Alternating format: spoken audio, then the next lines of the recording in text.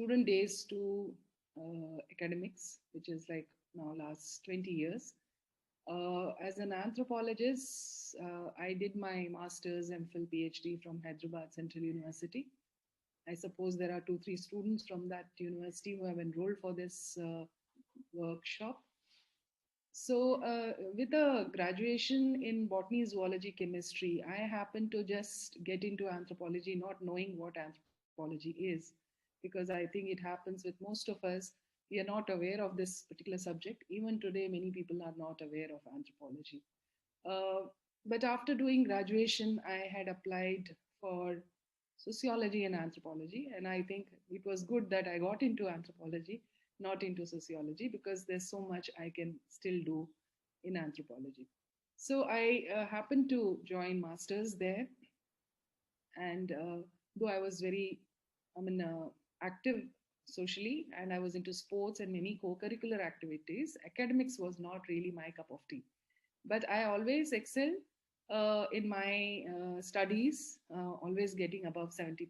But that doesn't matter because that was more of an education which we have to get through. But then more interested in sports and co-curricular activities. And once I joined masters in anthropology, that really hooked me because this is such an interesting subject.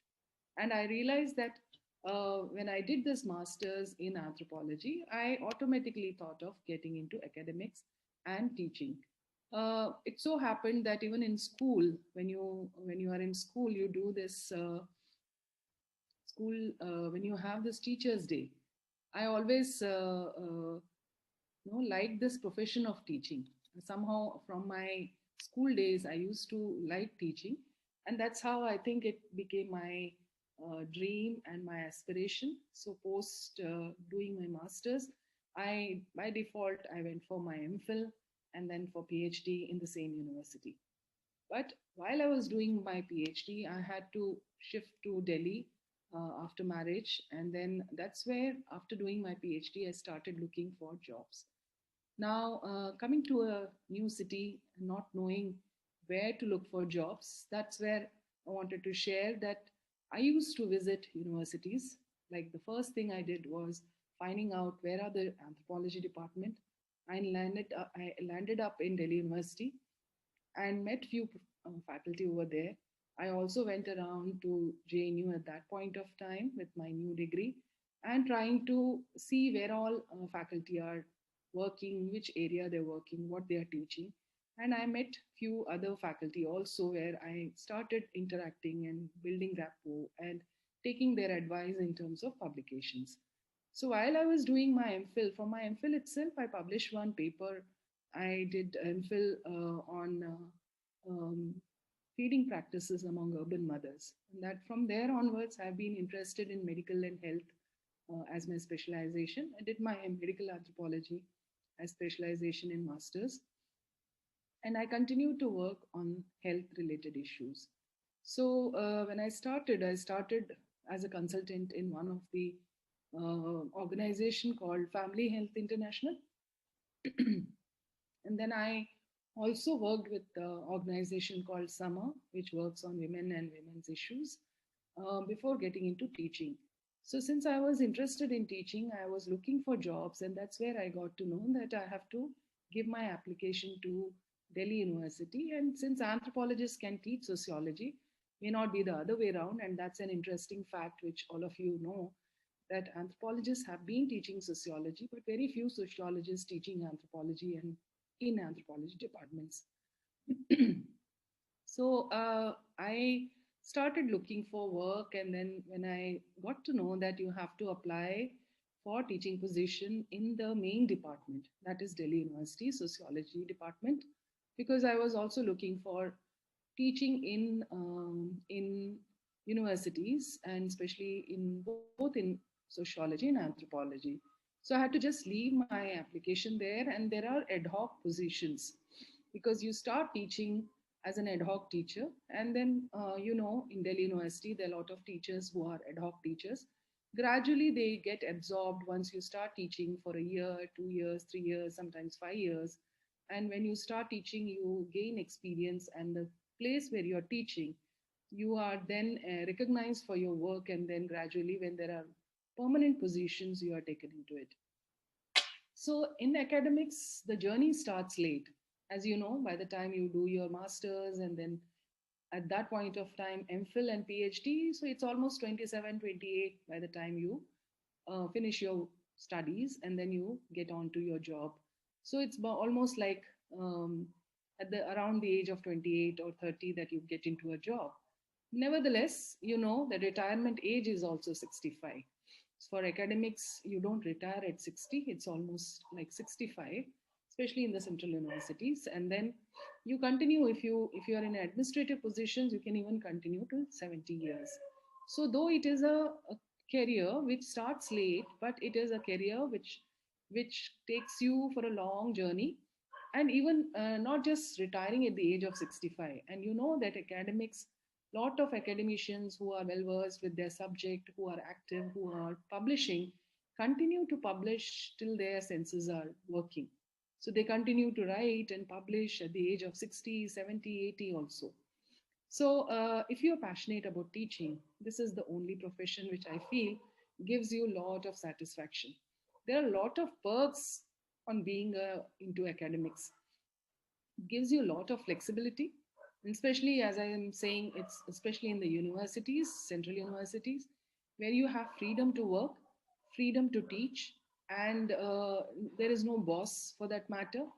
And then you can organize your lectures, you can teach, and nobody is going to question, as long as you are doing your job, as long as your teachers, colleagues, and students are satisfied with your work. There are no pressures. But in academics, you have to be self driven. If you want to make your name, if you want to do something beyond just teaching, then you have to be self driven, and you take on to research also. Teaching in colleges, mostly you are asked to teach. Research is not mandatory. But then in universities, teaching and research go hand in hand. And doing research helps you to build your teaching also. The more you research, the more you are equipped with the current knowledge in your own domain, and you are able to use that for your teaching. And that's how your teaching also becomes very important, very interesting, and you can see that the students are enjoying your classes. So, research and teaching both go hand in hand. And as I said, this career, uh, if you're self driven, you get into research, you get into the research circles across the world, you make connections, you have a good network of scholars who are working in your area, and that also helps you to go around the world, share your knowledge, interact with other colleagues from other universities, and that's how you build onto the knowledge in a particular field. For me, I've been interested in many areas, and possibly that makes me going all the time. It's a lot of hard work because I get into many areas of interest. And for me, getting into areas of interest is because I feel very strongly about these areas. And that's how, from my college or university days where I was working on, say, mothers or children's health, I have got into researching and writing on disasters. I have researched on migrant women workers. I've been writing on surrogacy. I've been writing on egg donors and also medical tourism. Apart from that, I have just now started with my interest on children, child rights, and child abuse, because that we see every day in the newspapers. And being an anthropologist, and there is a whole lot of work related to anthropology of childhood. And I felt that if we are not able to do much at this point of time, when you see crimes against children so gory and so disturbing, that you don't feel like sitting and just doing your academics. There is a fine line between doing academics and applying your knowledge to social issues. A lot of faculty prefer to just teach and research and guide students. That's the prime job which the academics are supposed to do in university. They are paid for that. But beyond, going beyond that is all, it depends on the faculty whether they choose to go into the public domain, whether they choose to get into policy issues, whether they choose to go and work with the communities. And again, for me, as an anthropologist, I felt that just getting degrees and teaching and researching and also guiding student, I should go beyond that, because after doing research, what we are giving back to the community. If I am very disturbed with the crimes against children growing, what I can do with my knowledge, with my research, if I come up with some findings, I should communicate that to the policymaker. I should get into advocacy. And that's where this foundation came into existence.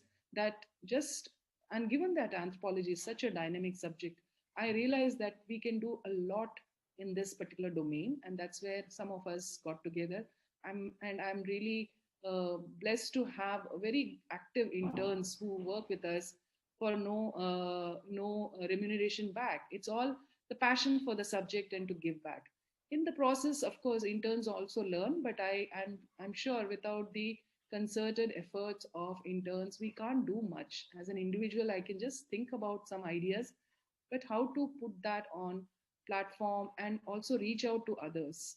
So for the past 3 4 years, we've been very active, and as you know, time and again we come up with some workshops, which as a student I also faced difficulty. Not just me as a student, but I see my own students whom I'm teaching for the past 17 years in JNU. They all struggle to either learn a language or to publish or to even do a good field work and ethnographic work. And ethnography is one method which has been taken away by many disciplines, and anthropologists are very shy to project it and very shy to bring it out, saying that this is our domain and this is where we should be working and showcasing that. So we've been trying our best through our foundation.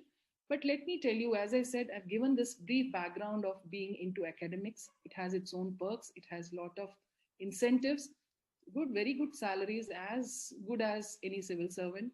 So civil services gives you a lot of power and they can do a lot for the society. But as an academician, I also feel very happy to be in this profession because I see instant gratification. I see a lot of satisfaction when I teach students and I take a class where I could see a good response coming from students. So that is something which is very important. And for us, you are making a generation and you're contributing your knowledge, which is further taken by the students in different domains.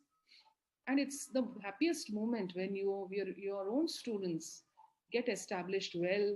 They are into different jobs, they're also teaching. So when you have a second generation students teaching, that's the greatest satisfaction as a scholar. So that's with that background, I would like to just now give some more insights into how do you get into academics and what is essential.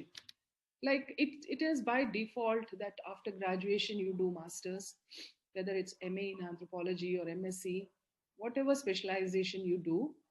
Based on your masters, you all, if you are getting into academics, you have to write UGC net, which is again at two levels. One is to qualify for teaching, and the higher level when you also get a scholarship. At my time, I was getting a scholarship of 8,000 rupees. Now it has gone up to, I think, 25 or 30,000 rupees. So it's as good as doing a small job, because PhD is a 5 years course.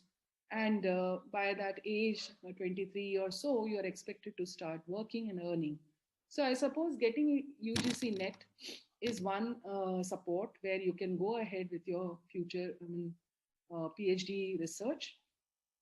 At the same time, it's not just UGC, JRF, but then there are fellowships given by ICSSR, ICMR. If you enroll for your PhD, if you're enrolled for in a good university and your synopsis has been cleared, then you also apply for different fellowships, which gives you for 3 to 5 years. Now, if you're interested in research, PhD is not the end. You can still go ahead and do postdoctoral. And Dr. Gunjan is doing postdoc with me, and I have another student who's doing postdoc. It's again to get into more and more research and publications. And postdoc is again from 2 to 5 years. It depends on where you have applied. ICSSR, UGC, they all have postdoc positions. After PhD, you can apply and you continue to do research. For getting into teaching positions, as I said, UGC is must, but then in some cases where you have done PhD, it can be relaxed. It is also said that if you do a PhD abroad, you have better chances to work in Indian context because Indian universities then recognize international degrees much more. So that's also a good news. And in any case, if you want to come back and work, it's all the better because you're now trained in research. You're trained with newer pedagogy. You've been trained abroad, and you can still come back and teach in India. And as I said, university positions are advertised from time to time. There are colleges, there are state universities, there are central universities, and there are very many new central universities which are coming up and looking for positions. So they generally give qualifications as MSc and PhD or with JRF net in a different disciplines, whether it's sociology, anthropology, economics. So you have to look for how, where, and how you fit in well, and you have to apply. But as you know, there's a huge competition, and it's also important to know that just having a PhD is not enough to get into academics. It's a highly competitive area. So there are some tips which I would like to share with all of you because this is what I have gone through, and I feel for me it was something which I learned on my own. It was more like a hit and trial. It was more like learning my own self, not having any godfather or godmother into academics. So, as I said, when I came to Delhi, I started looking for opportunities, places where I can work. But I realized that along with your PhD, your publications are very, very important. Because if there are 20 PhDs and there is one position, everybody is having PhD, then they will look for some other extra or additional qualifications or additional skills within you. So if you have publications, it definitely helps. And by then, I too had few publications, so I could get a chance to at least get into an ad hoc position in Venkateshwar College when I started my teaching. Before that, I was working in two organizations for almost 2 years. So I had a good base of research, a good base of writing, academics, and of course, as I said, PhD. But then it's sometimes little hard because you keep trying to get into jobs, and I had applied to so many universities, so many colleges, and we were like there were always a bunch of qualified PhD scholars who will go for an interview in one college, and then next college you again end up seeing the same faces because they are all applying and going for interviews. And every time there was one who was absorbed.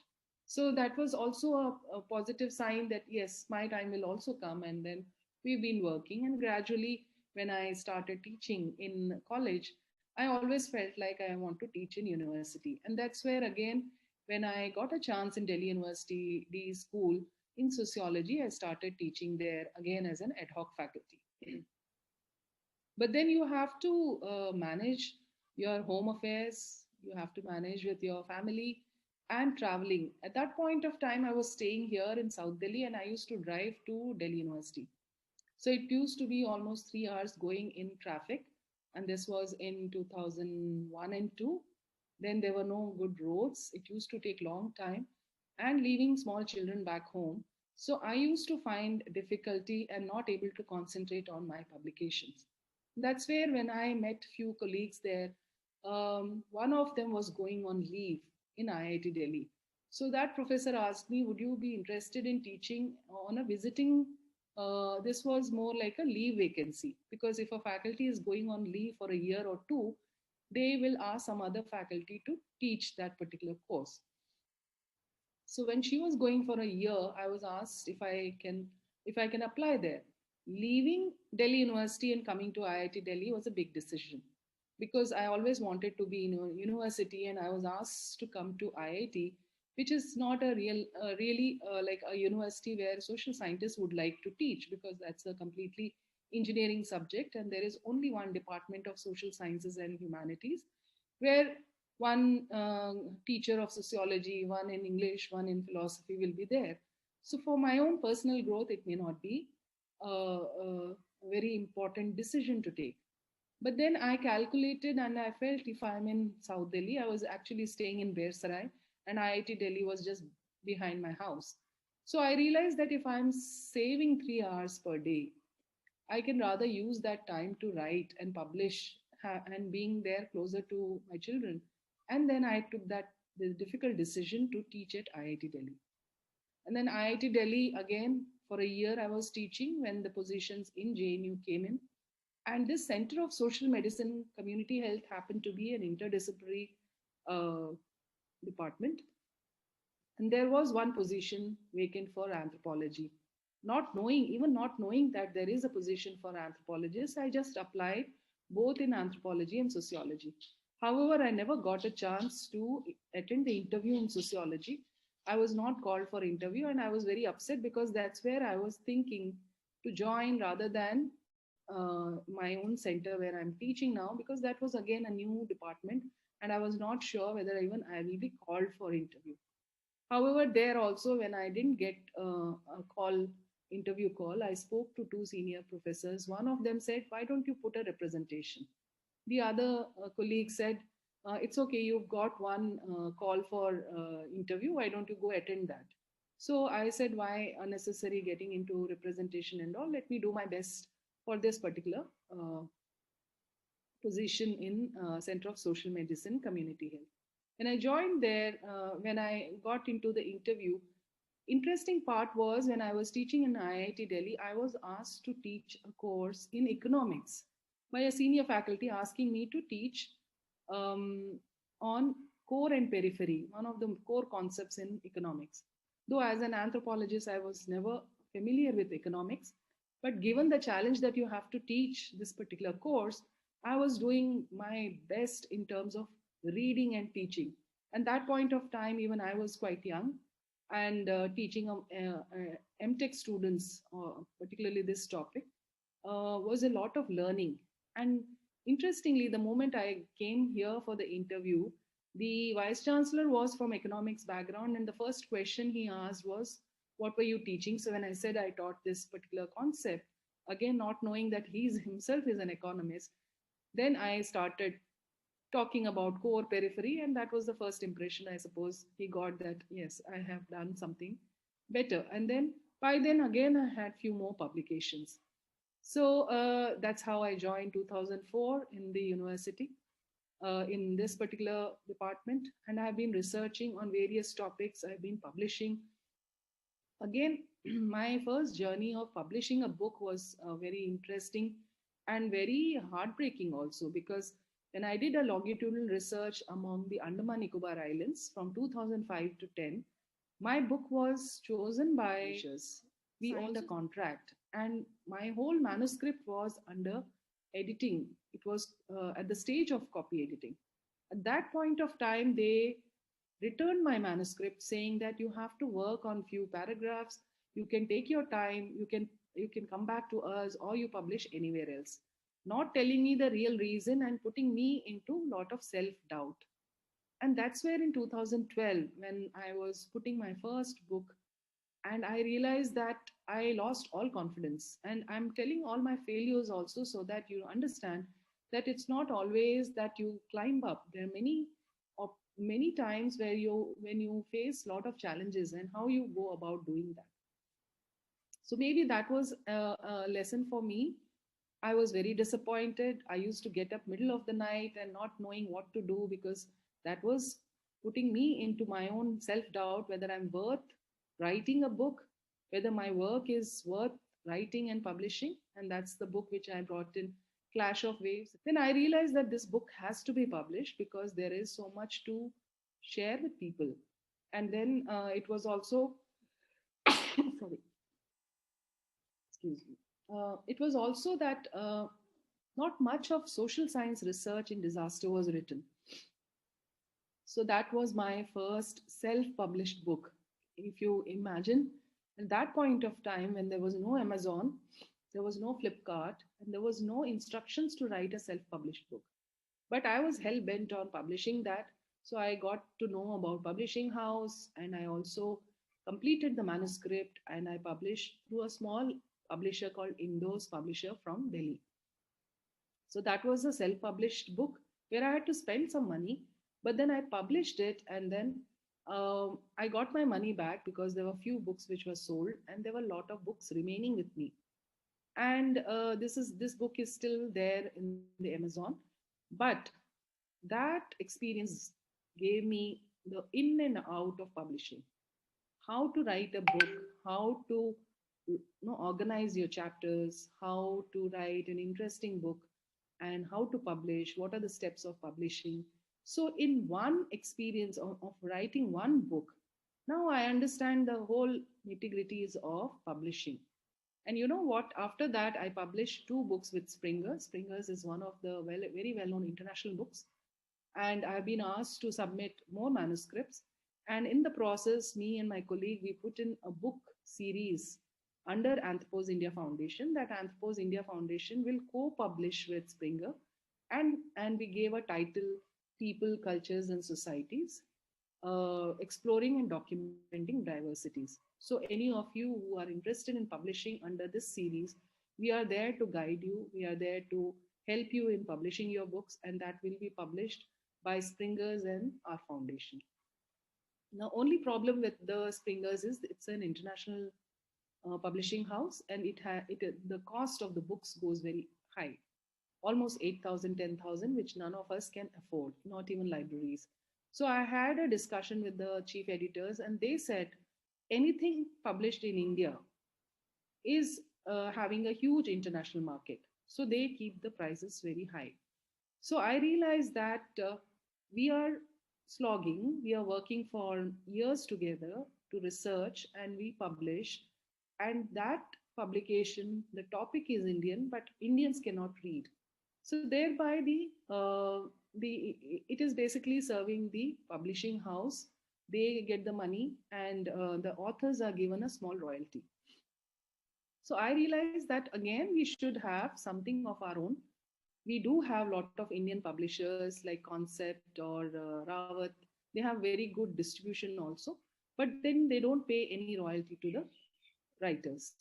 Now, bringing books on and writing books again is a huge task. Publishing itself is a big industry, and it has to have a big team to work. But we thought, given that we have our experience, given that we want our students who are interested in publishing books, we can handhold them, we can help them to write books, and we can publish through our foundation. And that's where we got into get publishing our own books under the banner of Anthropos India Foundation. And we are going to soon see one book on child rights and child abuse in this year. This is almost done. It's an edited volume. So that is another opportunity for all of you. If you are interested in publishing a book under our foundation, you can always get back to us, and we can help in publishing. So that was my journey in publishing, and how I failed and how I learned. Failure was more like an opportunity. I feel that's how I learned, and that's how I'm in a position now to also guide and also facilitate many other students to write and publish. Now, as I said, what is very important is publications. Right from the beginning, if you are able to publish from your research, whatever you have done, even in a master dissertation, if you can bring an article in a newspaper, that would be useful. Even if you have done your MPhil and PhD, by the time you do your MPhil, PhD, if you have published your papers in a peer reviewed journals, your position goes up in hiring as a teacher or into academics. A very good PhD can be published as a book. So never delay, because there is a saying that either publish or perish. Because if the moment you delay, a lot of people, others will be researching on that, and they will publish, and that's how your findings will become old, and nobody will be interested in reading because it's already been said and written.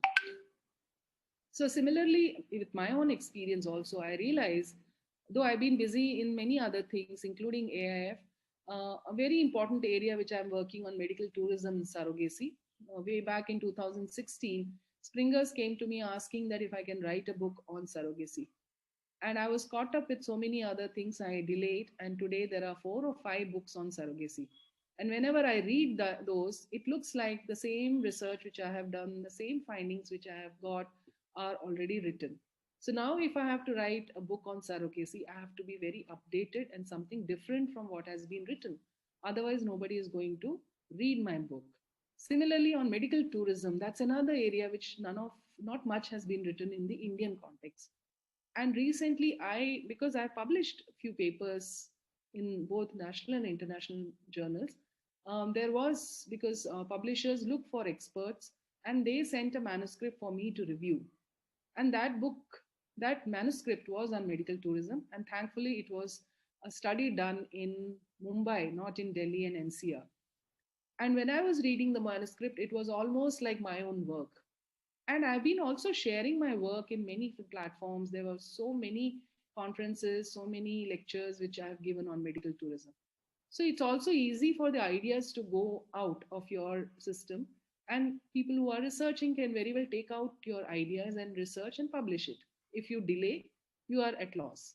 So now I have a very small window. If I have to publish, I should try and hurry up. Before that, before anybody else publish on the same topic in Delhi and NCR, then my whole research will go redundant. Though I have published in, as I said, publishing in peer-reviewed journals are very important. And a good PhD, as I said, if you work hard, if you are interested in academics, go with full focus.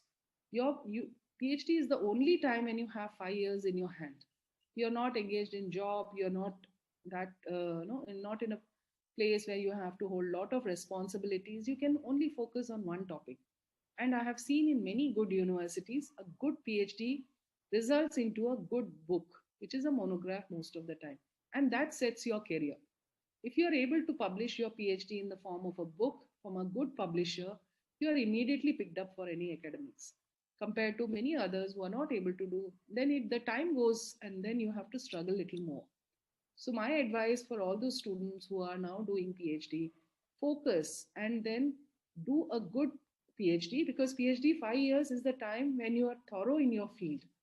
You will be in a position to counter any kind of questions. You will be master of that particular subject if you do a thorough and sincere research. Then you will be in a position to also publish from a good publisher, and it may take some time, but then publishing from a good publisher will set the stage for you to get into a good career. So, and as I said, teaching is not just teaching and research. One of the lot satisfaction which you get is by guiding your students, because you guide your MPhil and PhD students. So, with your own knowledge, with your own experience on research, on fieldwork, on ethnography, you can also guide your students well. And you by now I have almost 22, 24 MPhil students who have passed and got their degrees, and almost 14 PhD students. So that's a big satisfaction to guide students and get them degrees. So it's a multitasking. Teaching in universities. People may think that okay, you get 2 months summer break, 1 month winter break, but that's all something which is from an outside. For an insider, for an academician, you don't have time. You're not under pressure. You don't have a boss. But if you want to excel in academics, 24 into 7, that is in your mind. So you're all the time writing, you're all the time reading and publishing. So, and if you're happy with that, and if you're passionate about that, you enjoy doing that. So that's how it becomes a very interesting journey. And you all the time do multitasking. As I said, you teach, you research, you guide your students, then you publish, you do policy research. And if you go beyond, like as an anthropologist, I said, would like to go back to the society and contribute in a way. And through foundation, through our digital magazine, we are trying our best. So you go into advocacy, you go into interventions, and also policy research. So it's a very interesting journey. And one last point before I stop and you can have your queries. As a woman, I know all of you, half of you who have joined for this workshop are women. So we have other pressures, and I have gone through that. Getting a higher education, you have lots of pressure from your family to get married, to settle in life. For me, that was an advantage because I married early. I almost, it was like a child marriage, I can say. Married at the age of 20, and I did my MA, MPhil, PhD all after marriage. So I should acknowledge my support of the family, especially my mother, who used to take care of my children. So I tell my again students that 5 years of PhD is a long time. I had 3 degrees. one PhD and two children. So it's not that you can't achieve. If you are sincere from day one for your PhD, 3 years is good enough a time to complete your PhD. And that's what in most foreign universities you get only 3 years to do your PhD. So what I'm trying to tell is try and work out your personal life also, because this I have realized, and I have become like a counselor for my own students who come to me and asking what should I do, because there is a pressure to get married, there is a pressure to have children. So I tell them that you join for PhD, you do your field work, then you carry on with your family and have children, so that you can sit and write. When you are pregnant, 9 months, nobody is going to disturb you. You can always write your dissertation. So my point is that you have to just see how you manage your personal life and also your professional life and your career. Of course, every individual has a different challenges you have to just work through. And most important, as I said, in academia, it is a constant hard work. It's a consistency which will take you. If I am able to publish almost 30-40 papers and 3 books, and 3 books are coming now in this year, it's all every day putting few hours dedicated for the academics. And it's not that I don't enjoy my life. I go for holiday, I go and have fun with my friends, I do everything which everybody else do. But then how do you say have a disciplined life? And coming from Air Force defense background, if I'm getting up early and getting on a lot of work and putting down everything, task for today and things like that, if you organize yourself well, you can do multitasking and you can achieve your goals step by step. So it's not a jump, it's not a one day no change in career. It is step by step, and everybody who has reached somewhere, they have all crossed these steps one by one. So with those words, I'll stop here, and if you have any questions, queries, please feel free to ask.